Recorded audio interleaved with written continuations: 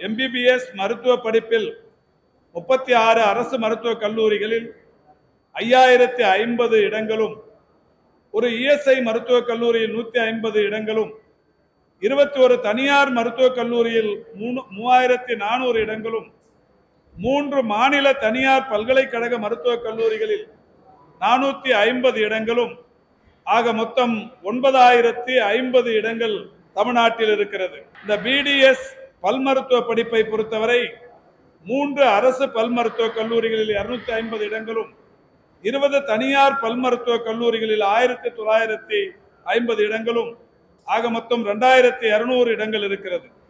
இவற்றுள் அகில இந்திய ஒதுக்கீட்டிற்கு எம்பிபிஎஸ் படிப்பை பொறுத்தவரை 851 இடங்களும், பிடிஎஸ் படிப்பை பொறுத்தவரை 38 இடங்களும் ஒன்றிய அரசுக்கு ஒதுக்கப்படுகிறது.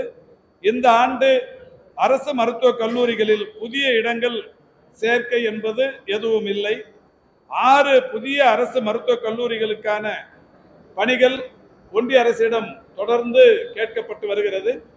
இன்று கூட நம்முடைய தென்காசியைச் சேர்ந்த நாடாளுமன்ற உறுப்பினர் நாளை பாராளுமன்றத்தில் பேசவிருப்பதாக, குறிப்பாக மருத்துவத்துறை பற்றிய அந்த விவாதத்தில் பங்கேற்று பேசவிருப்பதாக அறிந்து அவரிடத்திலும் கூட நாடாளுமன்றத்தில் பேசுவதற்கு இதை சொல்லியிருக்கிறோம்.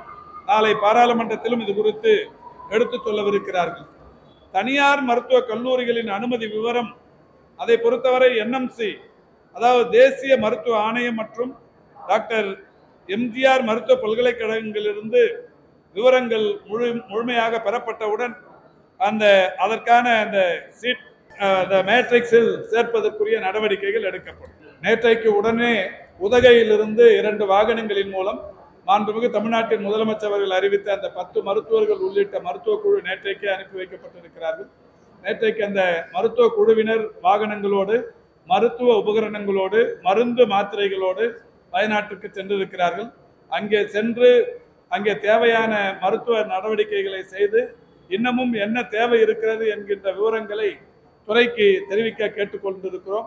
அப்படி தெரிவிக்கும் பட்சத்தில் இன்னமும் கூடுதலான உதவிகள் தேவைப்பட்டாலும் கூட அக்கம் பக்கத்தில் இருக்கிற மாவட்டங்களில் இருந்து உடனடியாக அனுப்பி வைப்பதற்கு மாண்புமிகு தமிழ்நாட்டின் முதலமைச்சர் அவர்கள் உத்தரவிட்டு இருக்கிறார்கள். அந்த பணிகள் நடைபெற்று இல்லை. நிபந்தனைகள் என்று எதுவும் இல்லை. நாங்கள் தொடர்ச்சியாகவே கடந்த 2-3 ஆண்டுகளாக தொடர்ச்சியாக ஒரு 15க்கு முறை கேட்டுக்கொண்டிருக்கிறோம். இந்த ஆண்டு வரும் என்று எதிர்பார்த்திருக்கிறோம். அந்த இதில் ஒரே ஒரு விஷயம், நிபந்தனைங்கிறது நிதி ஆதாரம் தான் இப்போ இருக்கிறதுல சிக்கல். இந்த ஆண்டு தருவார்கள் என்று எதிர்பார்த்திருக்கிறோம். 21 ஆன்லைன் கவுன்சிலிங்க, இது ஜெனரல் கவுன்சிலிங் ஆன்லைனில் போயிடும். 22 நான் சொன்ன இந்த 4 சிறப்பு பிரிவினருக்கான அந்த கவுன்சிலிங் தான் 22, 23 நடக்கும். இது 22, 23 அறிவிச்சிருந்தாலும் இந்த 4 பிரிவினர்களுக்கு அநேகமா ஒரே நாளில் கூட நடந்து முடியும். கடந்த 2 ஆண்டுகளில் அந்த மாதிரி மீதமான சீட்டை நாமளே ஒன்றிய அரசோட பேசி அதுக்கப்புறம் இங்கே ரீஃபில் பண்ணிட்டோம். அந்த ஒன்று கூட வேஸ்டாக போகலை. அந்த வகையில் இந்த ஆண்டும் கூட ஒரு மருத்துவ பணி அந்த கல்லூரிக்கான அந்த இடம் விரயமாகாமல் நிறைவு செய்வதற்குரிய நடவடிக்கைகளை மாநில அரசு மேற்கொண்டு வருகிறது.